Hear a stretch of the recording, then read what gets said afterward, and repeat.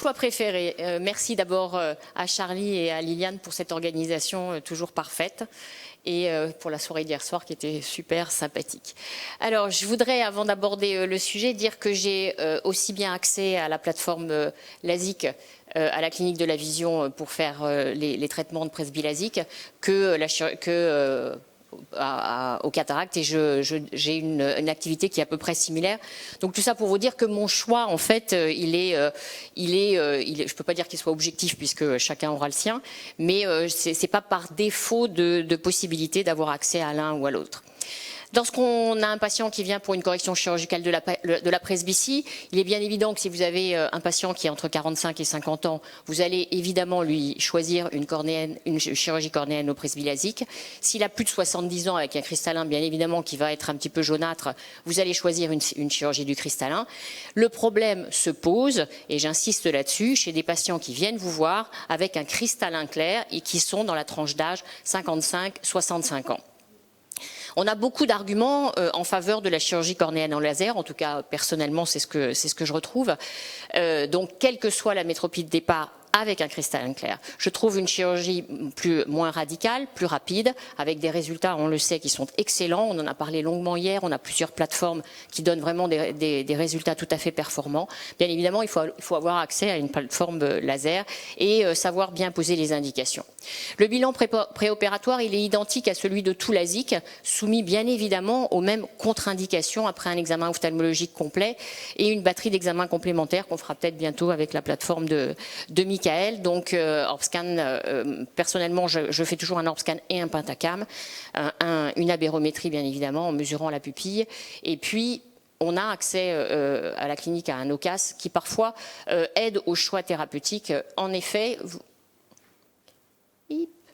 chez un patient qui a moins de 60 ans, qui a 10 dixièmes par Ino 2 d'acuité visuelle avec un OSI à 2, vous allez plutôt lui proposer une chirurgie du cristallin.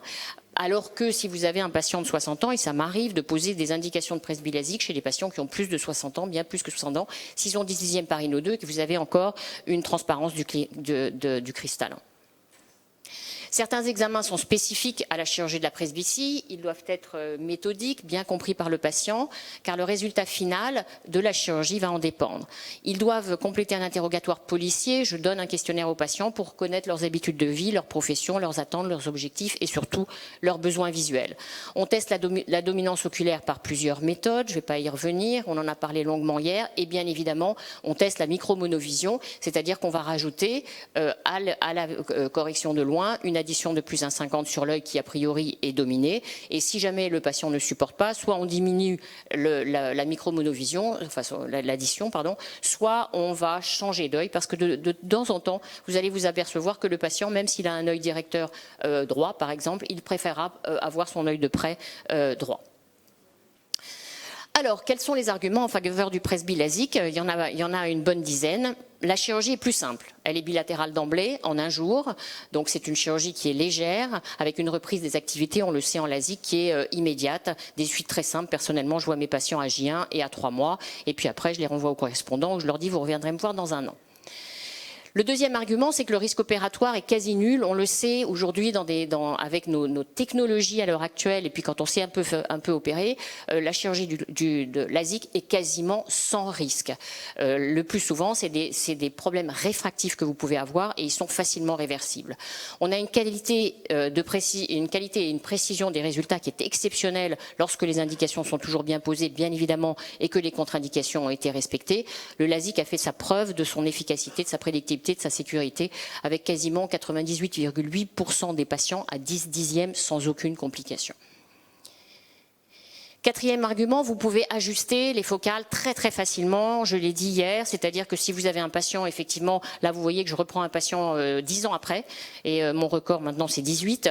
Si vous avez un patient qui a une réfraction qui n'est pas parfaite sur une des deux distances, ou en tout cas pour ses besoins visuels à lui, vous pouvez très facilement ajuster dans les 3 mois qui suivent le premier geste, vous allez pouvoir ajuster la correction même à 0,25 près, et on peut le faire des années après, donc opérer une presbytie chez un patient que vous avez déjà opéré de myopie, puisque moi j'ai commencé il y a très longtemps.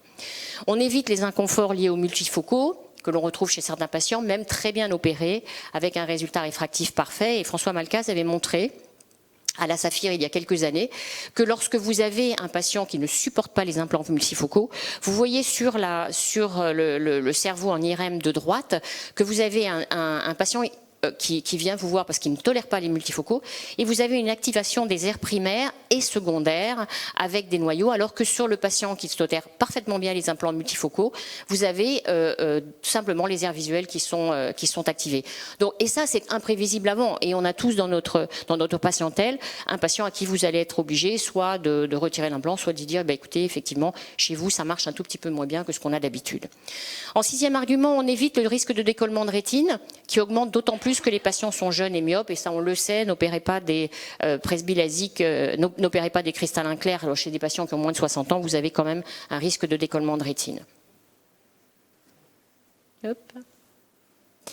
On a moins de perte de transmission de la lumière, on a vu, alors c'est vrai que les dernières plateformes d'implants transmettent mieux la lumière qu'il y a quelques années, mais lorsque vous faites un presbylasique, vous avez une meilleure transmission de la lumière par rapport à une implantation multifocale. Vous avez moins de risque de perte de la qualité de vision en cas de décompensation maculaire ultérieure. Et alors, on a eu une discussion un petit peu intéressante hier et on n'a pas pu la terminer, mais on pourra éventuellement y revenir l'année prochaine, Charlie. On a une conservation de la sphéricité de la cornée, bien évidemment, et personnellement, moi j'implante en monofocal puisque je trouve quand même, Alain n'est pas d'accord avec moi, mais je trouve quand même que le patient garde un petit bump quand il a cet aspect de cornée. Donc on fait une topographie préopératoire avant d'implanter. Donc lorsque les patients viennent ultérieurement, qu'ils ont été opérés de presbylasique, qu'ils ont une cataracte, personnellement, souvent je mets un implant monofocal parce que s'ils ont un petit bump comme ça, on sait qu'ils vont avoir une petite profondeur de champ liée à la sphéricité de la cornée que vous avez induite précédemment. Les patients sont très satisfaits et globalement, même s'ils ont besoin parfois d'avoir une petite retouche chirurgicale pour encore améliorer la distance focale qui éventuellement n'a pas été suffisante à leurs yeux, c'est le cas de le dire, ils sont extrêmement satisfaits et ils ont un affranchissement de leur correction pour 90% de leurs activités et c'est très souvent 100%. Et enfin, alors c'est un argument que je mets en plus parce que c'est pas ça qui me fait choisir la technique chirurgicale, même si effectivement la chirurgie du cristallin clair, puisque on ne fait pas passer de chirurgie du cristallin chez les patients qui ont 50 ans lorsque le cristallin est clair, ils vont payer totalement la chirurgie, c'est-à-dire qu'ils payent la clinique, les honoraires du chirurgien, l'implant, et tout ça c'est un gros budget, beaucoup plus que celui d'un presbylasique. Mais c'est pas ça qui me fait choisir l'indication opératoire. Alors, on va aller très vite sur les résultats parce qu'il y a quand même une bibliographie qui est assez importante. Mais vous voyez qu'on a des résultats réfractifs qui sont excellents en chirurgie LASIK. Et on a plusieurs publications, on pourra y revenir, avec des taux de satisfaction qui sont hauts, et on sait maintenant que l'augmentation de la profondeur de champ gagne du terrain, on l'a vu avec les implants. Donc on a beaucoup de solutions chirurgicales. L'important, c'est de bien poser les indications, et lorsque vous posez bien les indications, vous allez avoir un très grand taux de satisfaction chez les patients. C'est vrai qu'il y a quand même un certain nombre d'arguments en faveur du cristallin clair, même si, je vous le disais tout à l'heure, mais je me pose encore beaucoup d'implants multifocaux. L'avantage, chirurgie simple, bilatérale d'emblée, reprise des activités immédiates, qui corrige la presbytie et les amétropies, bien évidemment associées avec une très très grande précision, donc chez les patients autour de la soixantaine ayant un cristallin clair, et puis ça leur donne une indépendance des lunettes pendant 10-15 ans pour 90% de leurs activités, en attendant leur chirurgie du cristallin. Je vous remercie. Merci Cathy. Juste une petite question, est-ce que tu t'intéresses à la réserve accommodative avant dans ton choix, avant de repasser la crise? Alors je sais que Charlie en a longuement parlé effectivement hier. C'est pas obligatoirement ça qui me fait choisir. D'une manière générale, entre 55 et 60 ans, ils ont encore une réserve accommodative qui va nous aider encore effectivement dans le choix de l'indication laser. Absolument ça, parce que si le 1,50 sauteur n'apporte rien, on part sur les implants. Oui.